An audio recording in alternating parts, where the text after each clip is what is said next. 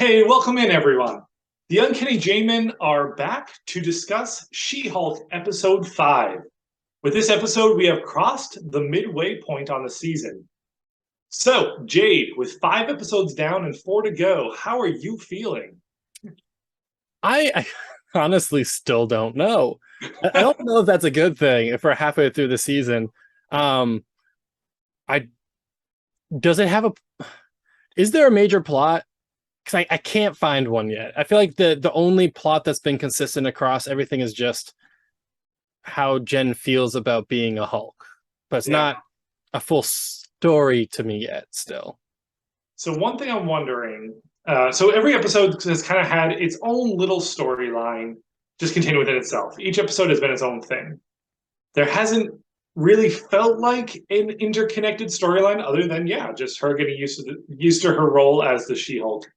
One thing I'm wondering is, could it be following a similar general story path to What If, where each episode was its own thing, but then at the end something big happens that pulls in pieces from each of the episodes, ties them all together? Or is it just going to be right up to the end, every episode is its own thing?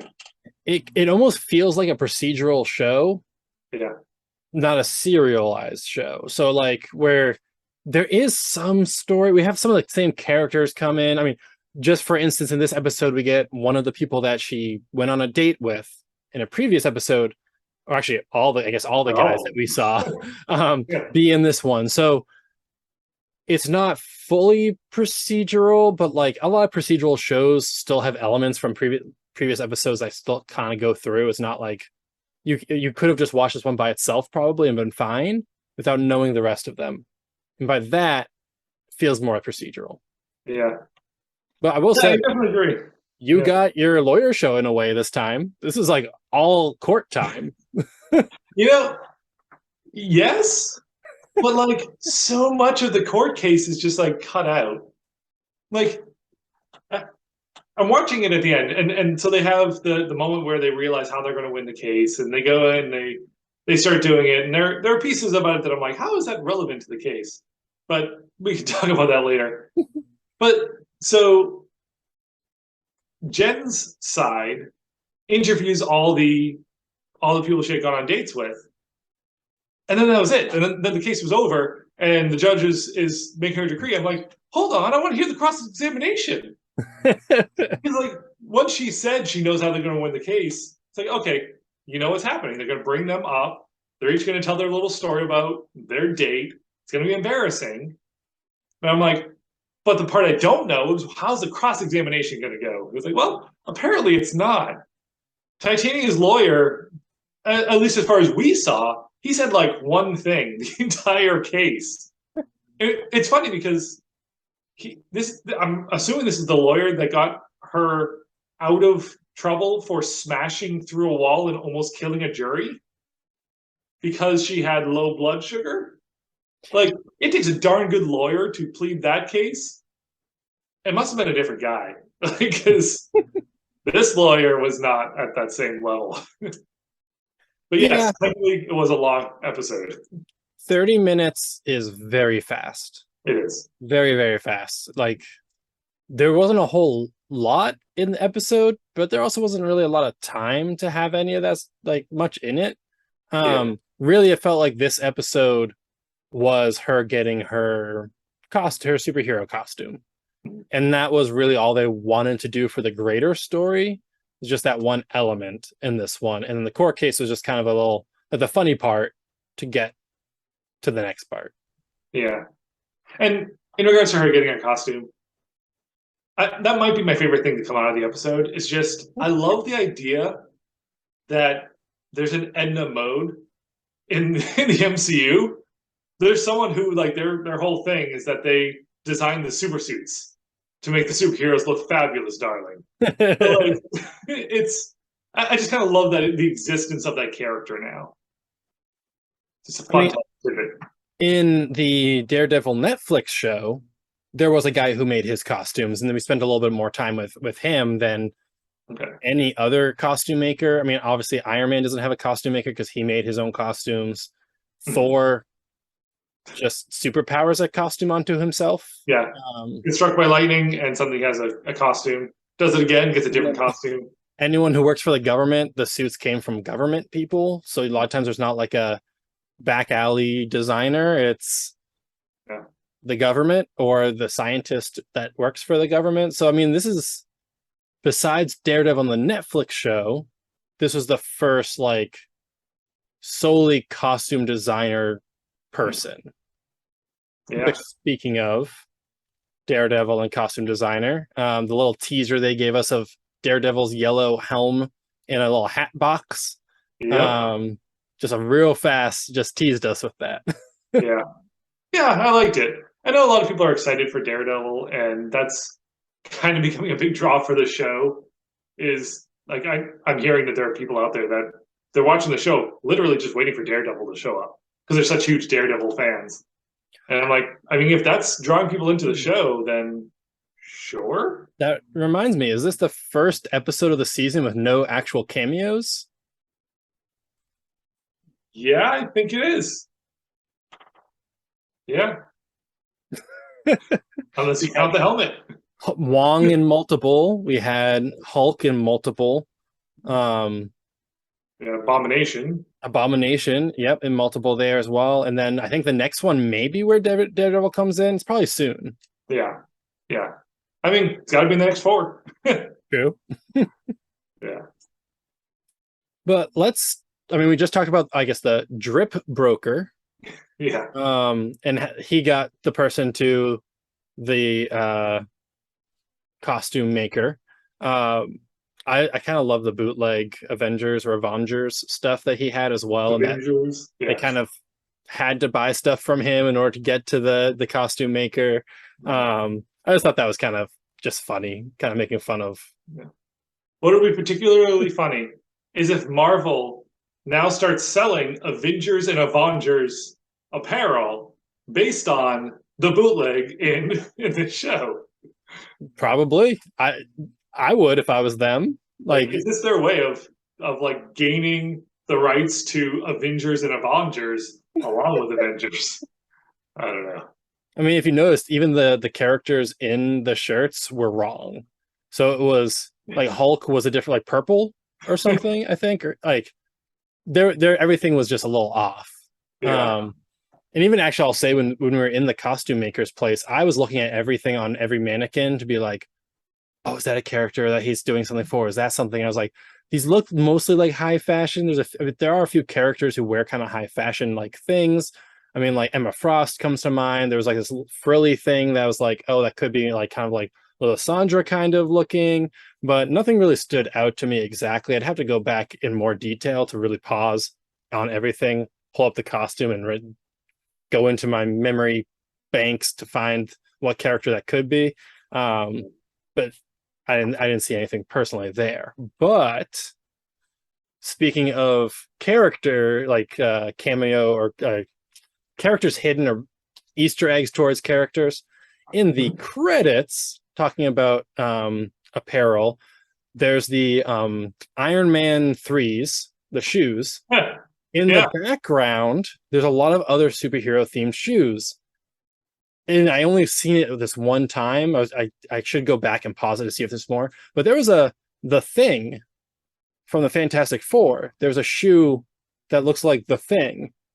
So Definitely going back and checking that. guessing that's an Easter egg, considering that they're not a known group at this point, or maybe they are and we just haven't seen them. But yeah, there was the Thing. It was like front and center between the two, which is why I noticed it. That's pretty significant. Yeah, it's pretty also, significant. Yeah, I have to say those. I love like now that I know that those pictures are there, where it's kind of showing things that you know are happening, but they're not actually in the show, and it's giving you little pictures of kind of those background stories. I am loving just watching those pictures go by. It's almost more enjoyable than the stories of them that we're getting in the episodes. Is just flipping through these kind of comic book type of just pictures, like one single frame pictures of each of these kind of events. Now, do you think the editor is going to be fired? They forgot to put in the mid-credits scene.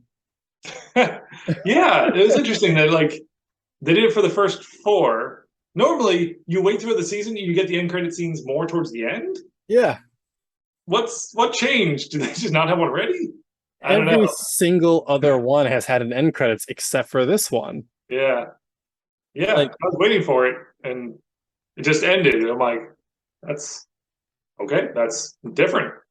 especially because it's not like the mid credits had substance that matters going forward. They're just fun things. Mhm. Like, if that's the case, Yeah, then that means that they planned those fun things. Why didn't they just plan one for like? Are we just? I mean, if the rest of the series doesn't have mid credit scenes, then cool, I guess. Mhm. Then that was just a thing we got at the beginning. But if it continues on having mid credits, then what? Why is this one different? I don't yeah, know.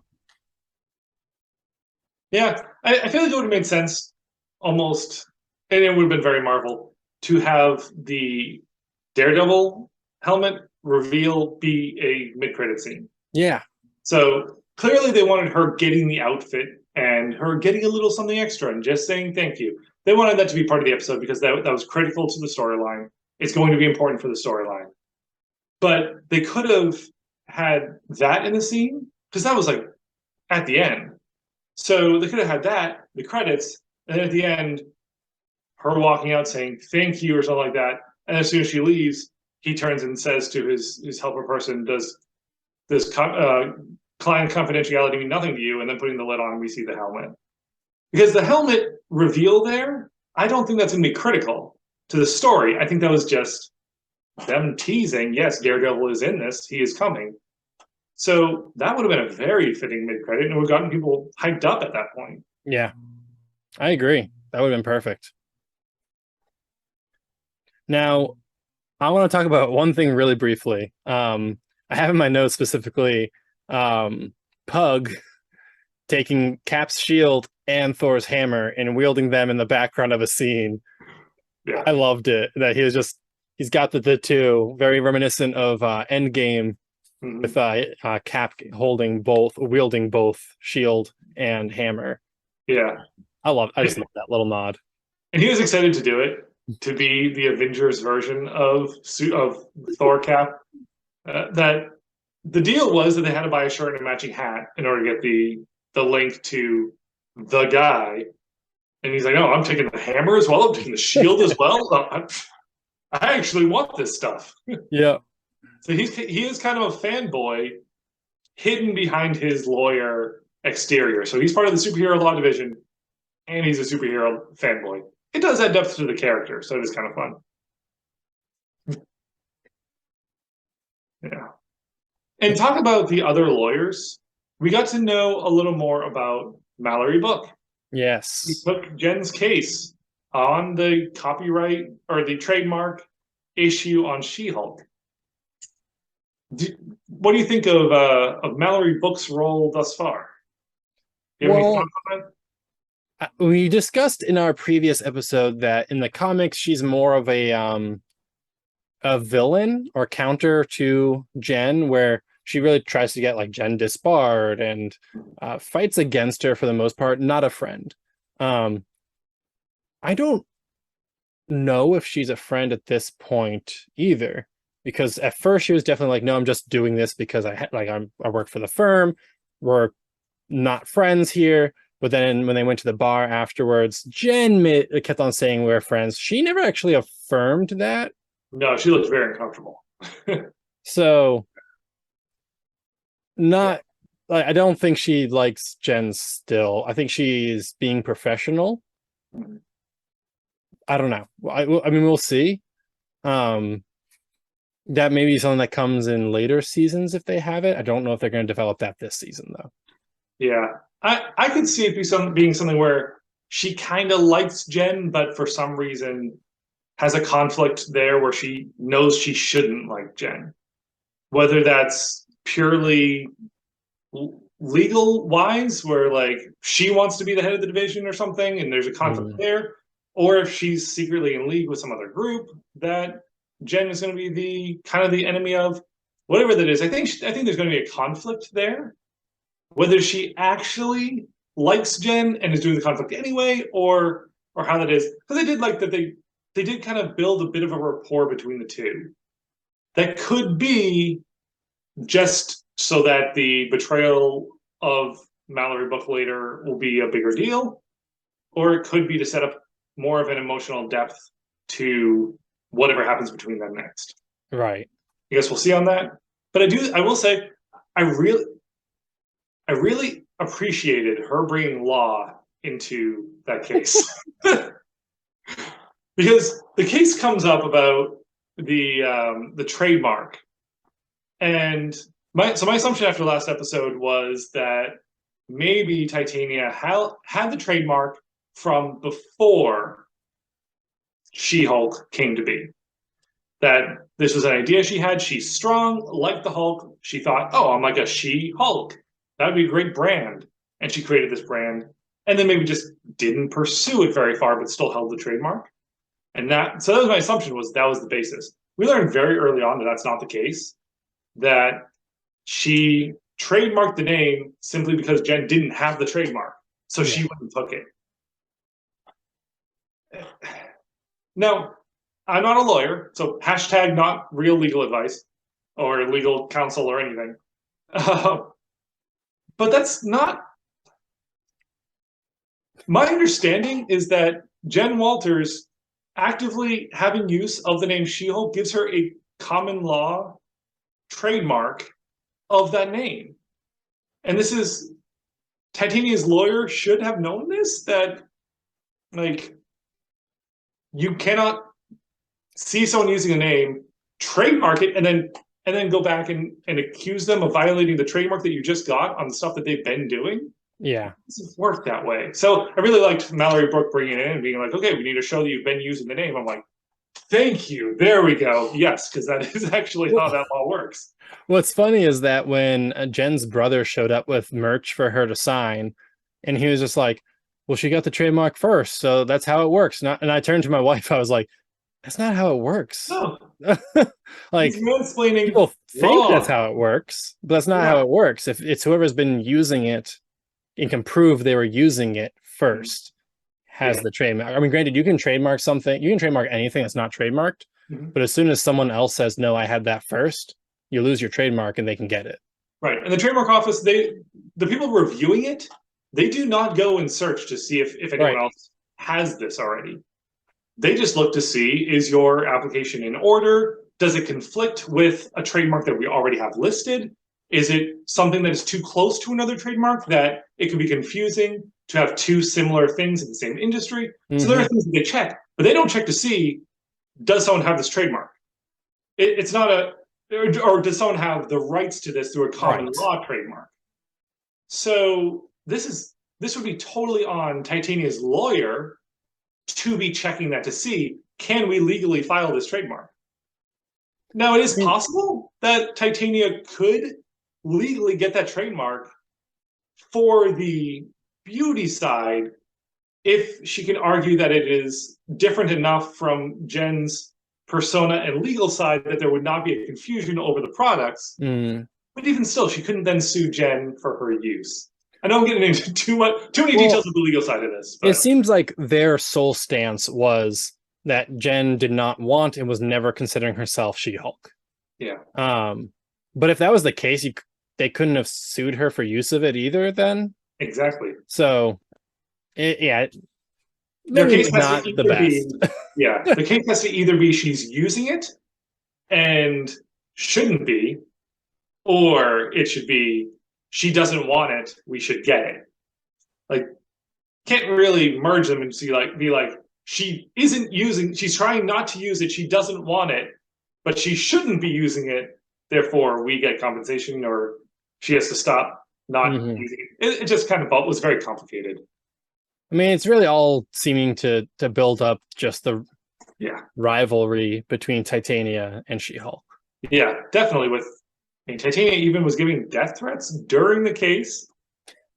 Clearly, contempt of court does not exist in the MCU, in this universe. Having off the other counsel, we have death threats against the other counsel. Having a cell phone in court, which definitely not allowed. All of her beauty products were there, and definitely not admitted into evidence as a bribe. her standing up to make a declaration to defend her company, and no one's stopping her. Even her lawyer isn't stopping her.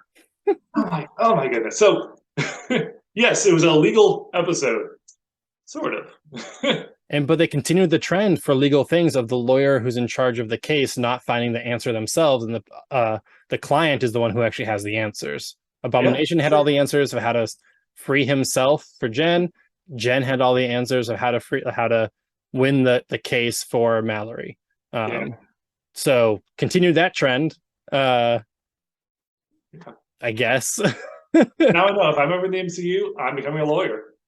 I can just sit back and let my client do all the work, and I'm just kidding. I would not actually want to do that in the MCU. Makes Daredevil less of impressive of a lawyer. He's supposed to be a very impressive lawyer as well. If this is how court goes, then no lawyers are impressive in the MCU, so he's not either. Yeah. So yeah, not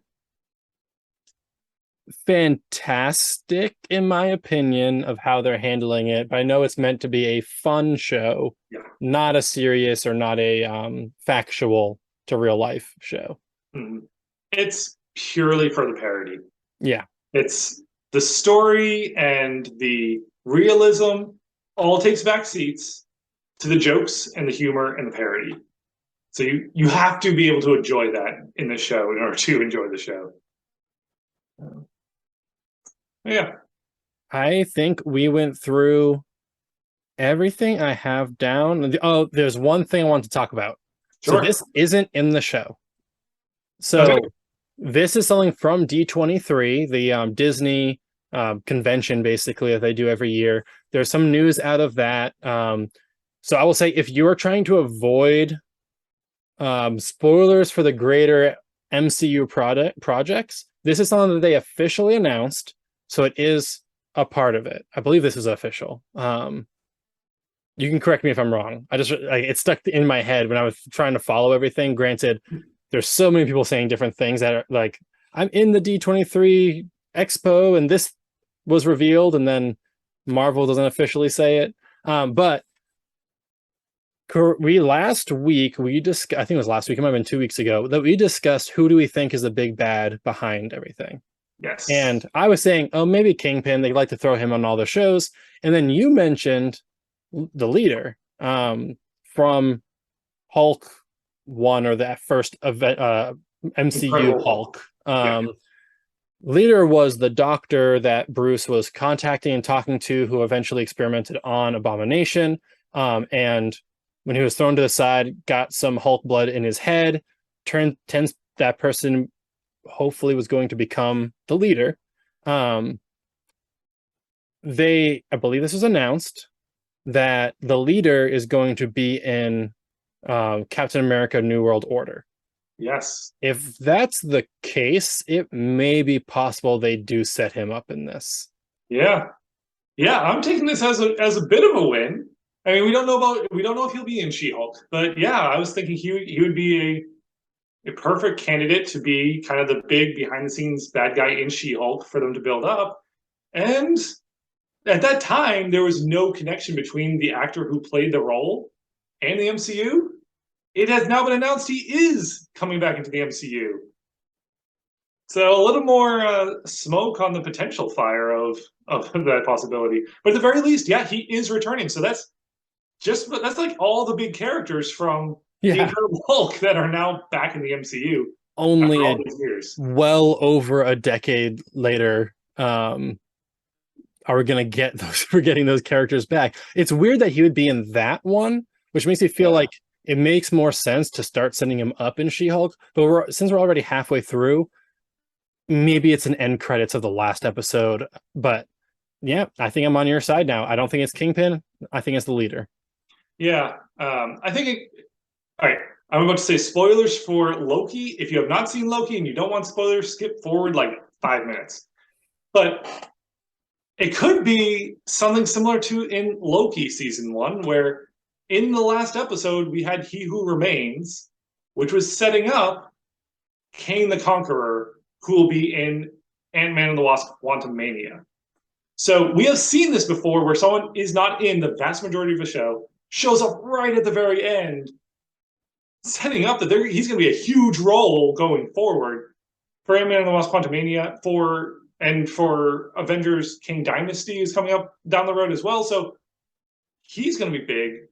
And he came out of the very last episode of a TV show earlier on. So this is not unheard of for Marvel to decide to go this route.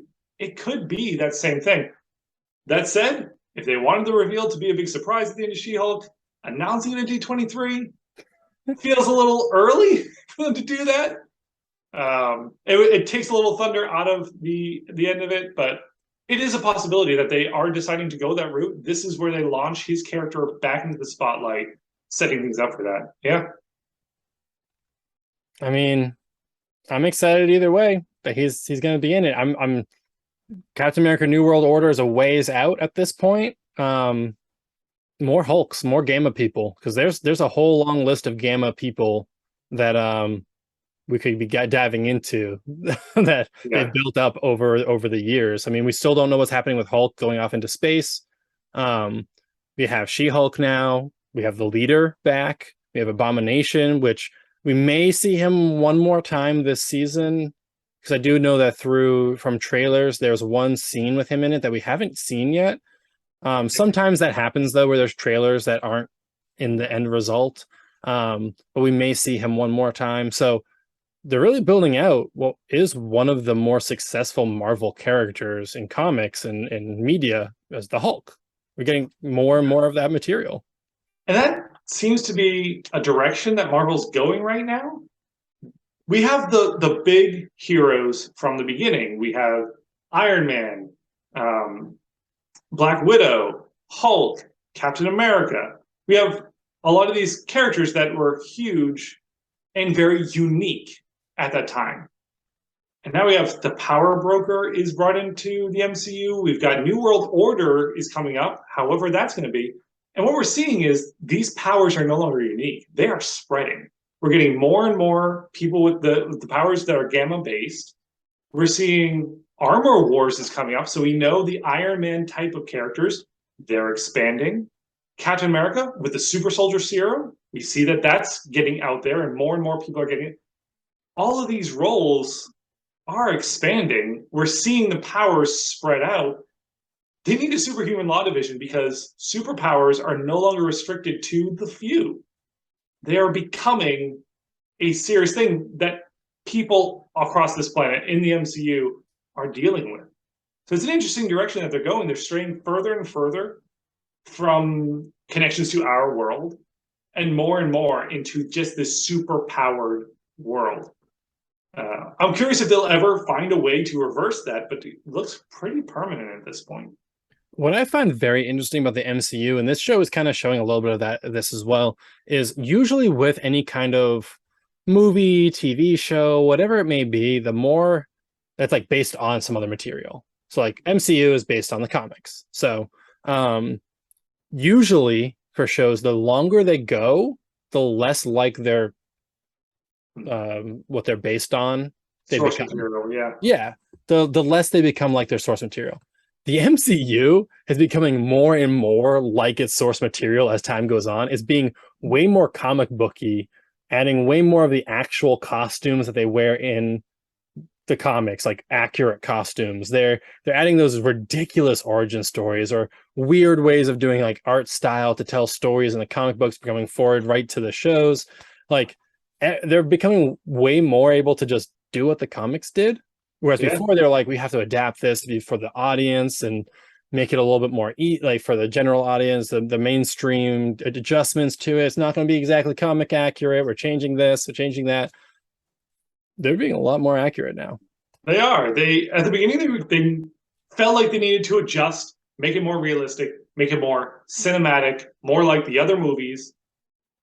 And they more and more have been fitting in these little connections to the comics, these little subtle turns that match it up with stuff that very few people actually know what they're referencing, and yet somehow everyone's loving it. And it's like, oh, this works. Let's just keep going. And it just is snowballing down. And I mean, personally, I love it. I'm surprised that tying in so much to the comics is appealing to wide enough audiences for this to work, but it's working. So Yeah. I'm all for it, Marvel. Keep it up.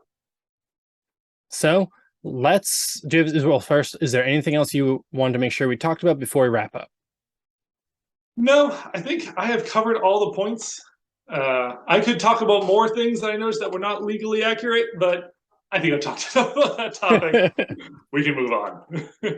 All right. Well, then how, like 5 episodes in, like we said at the beginning, past the halfway point, how'd you feel about this episode? Your overall opinions? So people use a phrase sometimes that this show wasn't made for me. And I'm I've always been a little hesitant about that phrase because I feel like even if a show's not made for you, there's stuff you can get out of it. I feel like this show is kind of that for me in that I want to say the show's not made for me, but there's still stuff I can get out of it. But the reason I feel like it's not made for me is because I've taken some law classes. I know enough about law to see all the things that are not right in this. This is a world full of superheroes. Like it is supposed to not be the same as our world. But to me, like there's a line. So you have to be able to tell. In my mind, you have to be able to justify the differences. Like, okay, this difference makes sense because in this world we have this situation and we have this situation, and it ties in. But the legal differences, I I'm not seeing a reason for them to be different. And even though the general public probably does not care about these legal differences. But for me, like I want to either see the whole court case or I want to focus on her as a superhero. And I feel like it's still not entirely superhero. Instead of being both a superhero show and a legal show, I feel like it's kind of neither a superhero show nor a legal show.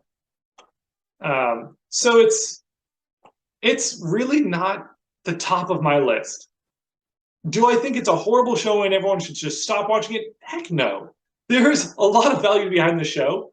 And yeah, there's people who this is their type of humor. And this is what they want to see. And they're getting it. And that's fantastic.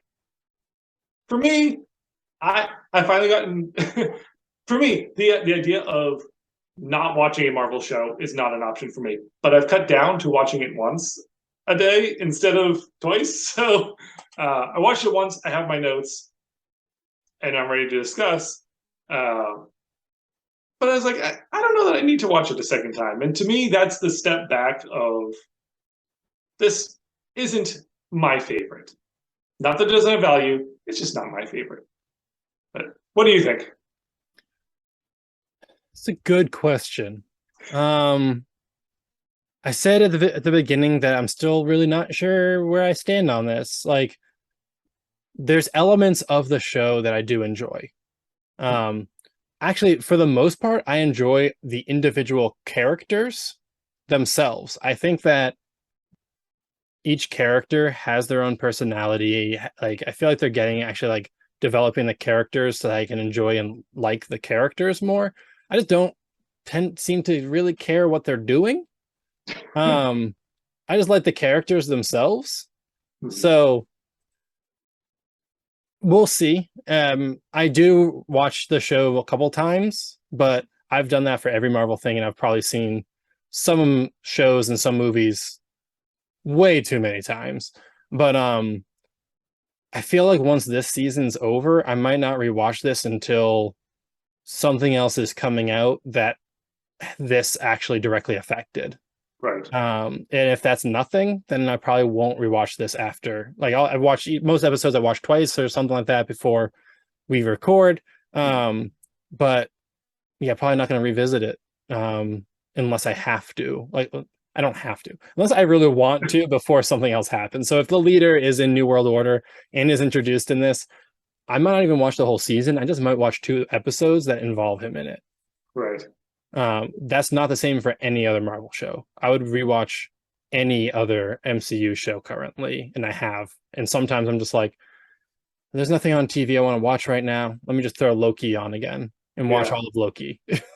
Yeah. Luckily for us, there is a lot of Marvel content out there for us to choose from. We are not in dire straits if we choose not to rewatch this one. And you can have your own opinion for sure on this. The view numbers are actually still very high for She-Hulk. Right now, it's actually sitting in the top of like the demand for viewership demand or whatever, with other shows that are getting a better reception from a lot of people. So it's doing well. It's a successful TV show. People are watching it. Yeah. If you're not liking it and you stop watching it, that's not what the the data is currently showing. So it's doing well. People are liking it. It's not my favorite, but obviously I'm still watching it, so I'm adding to those numbers. Yeah, same here. All right. What do all of you think? Do you think we are just completely missing the point and you know what the point is? If that's the case, please tell us. Let us know in the comments down below so we can read that and react and so we can be informed in this. As always, if you like this video, give us a big thumbs up. Subscribe to the channel if you want to be able to see more of our discussions and our theory videos that come out on Mondays. And as always, thank you for watching.